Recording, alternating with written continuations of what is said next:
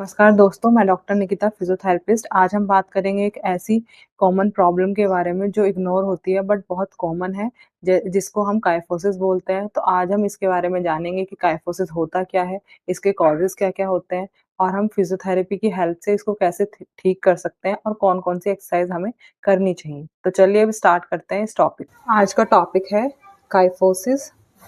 सबसे पहले मैं आपको बताती हूँ काइफोसिस की डेफिनेशन क्या होती है।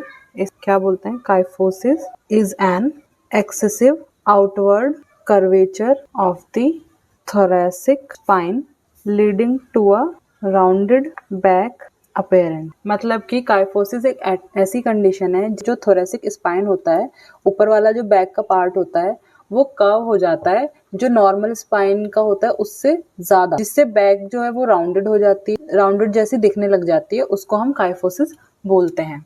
अब मैं आपको बताऊंगी कि नॉर्मल और काइफोसिस में डिफरेंस क्या होता है। जो हमारा नॉर्मल थोरेसिक कर्वेचर होता है वो 20 to 40 डिग्री होता है और जो काइफोसिस का कर्वेचर होता है वो 40 डिग्री से ज्यादा होता है, जो तब हम उसको काइफोसिस बोलते हैं, ग्रेटर देन 40 डिग्री। ठीक है, अब हम बात करते हैं कि काइफोसिस के क्या कहते हैं, कॉजेज क्या क्या होते हैं। कॉजेज के बारे में मैं आपको बताऊंगी। तो पहला जो है वो पोस्चरल काइफोसिस, उसके अंदर आ जाता है पुअर पोस्चर की वजह से। दूसरा लॉन्ग सिटिंग, जो लोग ज्यादातर मोबाइल या फिर लैपटॉप यूज करते हैं बहुत ज्यादा आगे झुकने की वजह से। उसके बाद मैं आपको बताती हूँ सेकंड कंजेनाइटल काइफोसिस, जो कि बर्थ से डिफेक्ट होती है। उसके बाद हो सकता है ऑस्टियोपोर्टिक काइफोसिस। इसमें क्या होता है, जो वर्टिब्री है उसमें कंप्रेशन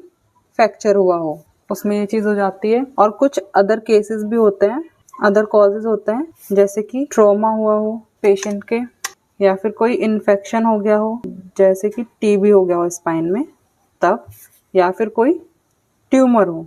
सबसे कॉमन कॉजेज जो होते हैं वो क्या कहते हैं, स्टूडेंट्स में देखने को मिलते हैं, क्योंकि उनका पुअर पोस्चर होता है, वो बहुत ज़्यादा फ़ोन और लैपटॉप्स वगैरह यूज़ करते हैं प्रोलॉन्ग सिटिंग करके, तो ये सब चीज़ें अवॉइड करनी होती है हम लोगों को। बात करते हैं टाइप ऑफ काइफोसिस।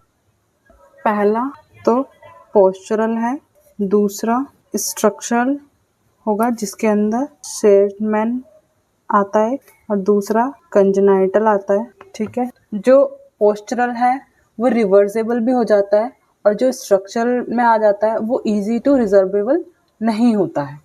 ठीक है, तो अब बात करते हैं साइन एंड सिम्टम्स के बारे में। पहला राउंडेड बैक हो जाती है।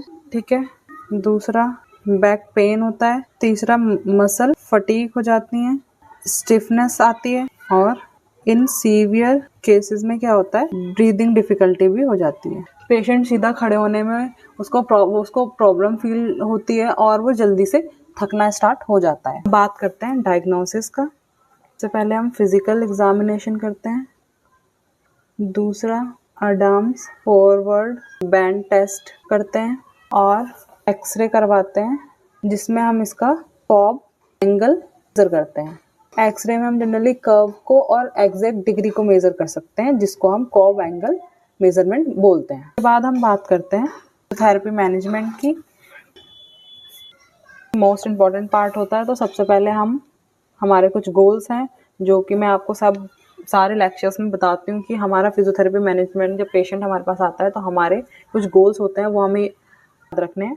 गोल्स होते हैं इसके अकॉर्डिंग: पोस्चर करेक्शन कराना, रिलीफ, एक्सरसाइजेज कराना। एक्सरसाइजेज में हम क्या क्या करा सकते हैं, पहला एक्सटेंशन करा सकते हैं, जो कि प्रॉन बैक एक्सरसाइज भी होती है। दूसरा पोस्चरल करेक्शन करा सकते हैं, जिसमें हम पेशेंट को बोलेंगे कि वॉल स्टैंडिंग करे, वॉल के सहारे से खड़ा हो जाए।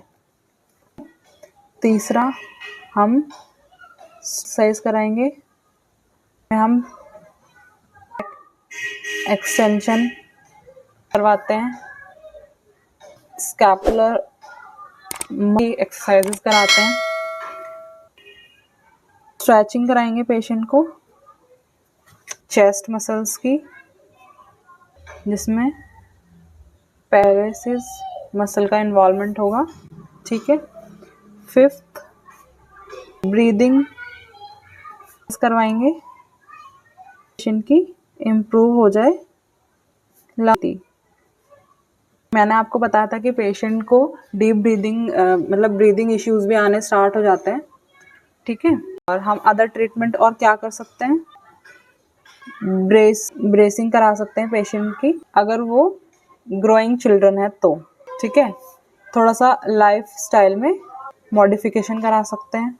अब मैं आपको बताती हूँ कि क्या चीज़ें करनी चाहिए और क्या चीज़ें नहीं करनी चाहिए। पेशेंट को क्या चीज़ें करनी चाहिए, सीधा